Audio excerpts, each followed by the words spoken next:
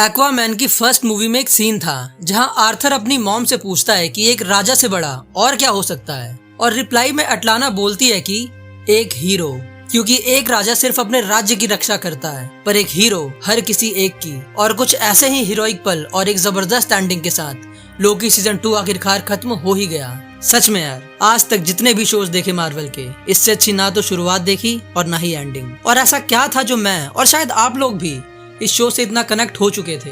मैं तो बस इतना ही कहूंगा कि टॉम हिडलस्टन का शानदार कैरेक्टर डेवलपमेंट और उनकी जबरदस्त एक्टिंग जो सीधा दिल को छू रही थी, और जिस खूबसूरती के साथ इस शो को लिखा और हमें दिखाया गया वो, और एक खूबसूरत सिनेमेटोग्राफी के साथ एक अनएक्सपेक्टेड एंडिंग। तो आओ अब थोड़ा सा एपिसोड के बारे में बात कर लेते हैं। तो 6th एपिसोड एग्जैक्टली वहीं से शुरू हुआ था जहां 5th एपिसोड खत्म हुआ था, जहां लोकी टाइम स्लिप को अब कंट्रोल कर सकता है और उसे भरोसा होता है कि वो टाइमली और ओबी के साथ मिलकर लूम के रिंग्स को बड़ा कर सकता है। और वो बार बार कोशिश करता रहता है पर हर बार फेल हो जाता है, इसीलिए वो थोड़ा और पीछे जाता है और वो प्लान को और जल्दी से अंजाम देने की कोशिश करता है, पर वो वहाँ भी फेल हो जाता है। और फिर लोकी समझ जाता है कि सिर्फ तेज होने से काम नहीं चलेगा, इसलिए वो सदियों बिता देता है फिजिक्स और इंजीनियरिंग सीखने के लिए। और फिर जब वो वापस आता है तो दोबारा इस प्लान को अंजाम देता है, और यहाँ तक तो मुझे लगा कि सच में लोकी कामयाब हो गया। पर तुरंत उसके बाद पता चलता है कि ब्रांचेस तो इनफाइनाइट रेट से बढ़ती ही रहेंगी और ये लूम इन ब्रांचेस को हैंडल नहीं कर सकता, चाहे इसके रिंग्स को कितना भी चौड़ा कर लो।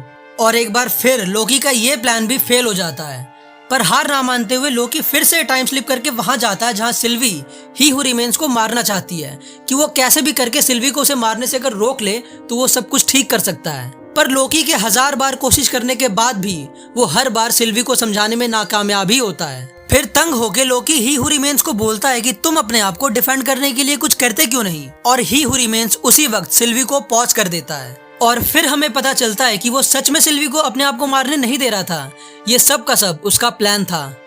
उसे पता था कि उसके मरने के बाद ब्रांचेस बढ़ने लगेंगी, लूम फट जाएगा, लोकी टाइम स्लिप करेगा, फिर वो वापस आएगा और मुझे बचाएगा सिल्वी को मार के, क्योंकि उसके पास कोई दूसरा रास्ता नहीं है। मतलब ये बंदा सब कुछ प्रेडिक्ट करके बैठा था, मतलब शुरू से लेके एंड तक अभी तक सब कुछ इसी के प्लान के मुताबिक हो रहा था।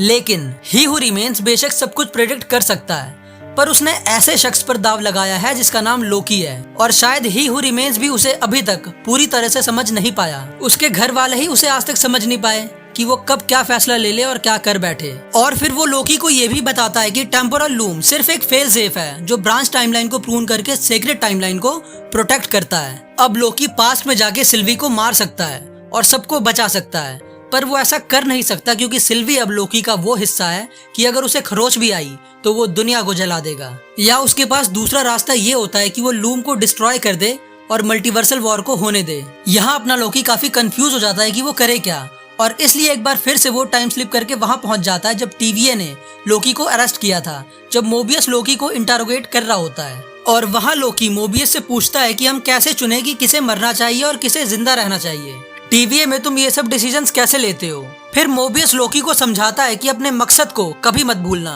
और फैसला कितना भी मुश्किल हो उसे लेना बहुत जरूरी होता है, और हम अगर अपने मकसद से भटक गए तो सिवाय पछतावे के कुछ नहीं बचता।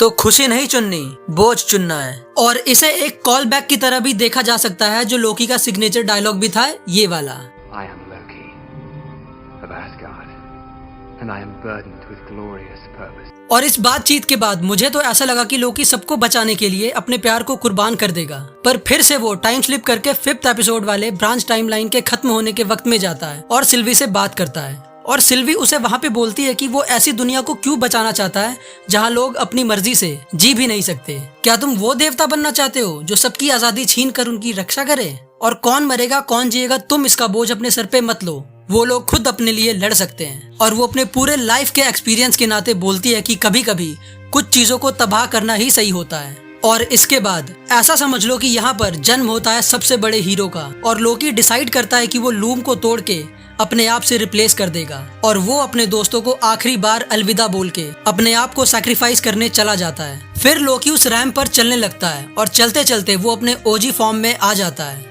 और अब तो लोकी इतना पावरफुल हो चुका है कि वो थैनोस जासो की तो बिना थूक लगाए मार सकता है। फिर वो लूम को तोड़ देता है और सारी टाइमलाइंस जो कि लूम के टूटने के बाद मर रही होती हैं, उन्हें अपने मैजिक से रिवाइव कर देता है और उन सभी ब्रांचेस को होल्ड करके एक न्यू गोल्डन थ्रोन पर बैठ जाता है। एकदम वक्त के अंत में। और फिर वो सभी ब्रांचेस को कंबाइन करके नॉर्स माइथोलॉजी की यद्रशील ट्री की तरह बना देता है। और बहुत ही खूबसूरत सीन लगता है ये जब सब कुछ अचानक से ग्रीन हो जाता है। और ये करके लोकी अपना ग्लोरियस पर्पस पूरा करता है, जहां वो जिंदगी भर के लिए अकेला रहेगा, सारी ब्रांचेस और टाइमलाइन पर नजर रखते हुए और उन्हें रूल करते हुए। उसके बाद हम देखते हैं कि टीवीए दोबारा रिबिल्ड हो चुका है और अब टीवीए की दीवार और टीवी स्क्रीन पर भी ट्री को ही प्रमोट किया जा रहा है, जहां मिस मिनट्स को दोबारा ओबी ने बना दिया है। और मोबियस यहाँ पर बोलता है कि हमें ही हू रिमेन्स के एक वेरिएंट की रिपोर्ट मिली है जिसने अर्थ 616 पर थोड़ा हंगामा मचाया था, पर चिंता की कोई बात नहीं है। और यहाँ वही एंटमैन क्वांटम मेनिया वाले कैंग की बात हो रही होती है। और फिर ओबी एक न्यू टीवीए गाइड बुक लिखता है और 1863 में विक्टर को कोई गाइड बुक नहीं मिली,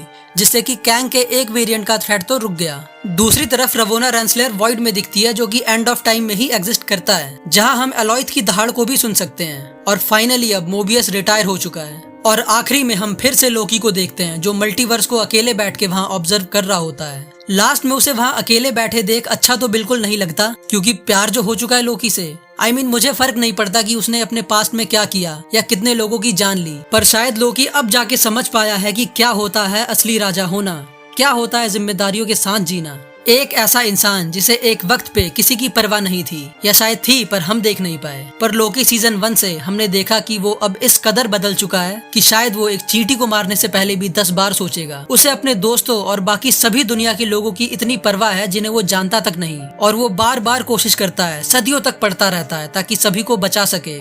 हजारों बार सिल्वी से मार खाने के बाद, उसे समझाने के बाद, इतना कुछ झेलने के बाद भी वो हार नहीं मानता। और आखिर में वो अपने आप को सैक्रिफाइस कर देता है जिंदगी भर अकेले रहने की सजा के साथ। और असल मायने में लोकी अब हीरो बना है, क्योंकि उसे सिर्फ अपने दोस्तों की ही नहीं, इस पूरे ब्रह्मांड में हर एक की फिक्र है। लोकी जिंदगी भर राजगद्दी के लालच में रहा और आखिर में वो उसे मिला भी, पर एक भारी कीमत पर। खैर, जब मैं इस एपिसोड को देख रहा था तो मजा तो बहुत आ रहा था, पर साथ में दुख भी हुआ कि अब नेक्स्ट फ्राइडे ऐसा कुछ देखने को नहीं मिलेगा।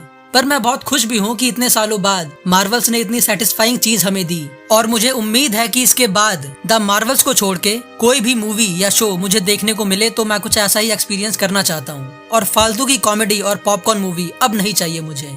खैर, लोकी पे बात करने बैठूं तो पूरा दिन भी कम पड़ जाएगा। तो अब मैं अलविदा लेता हूँ, और आप लोग मुझे कमेंट करके बताओ कि आपको लोकी का लास्ट एपिसोड कैसा लगा। तब तक के लिए take care and keep watching Flix tunnel.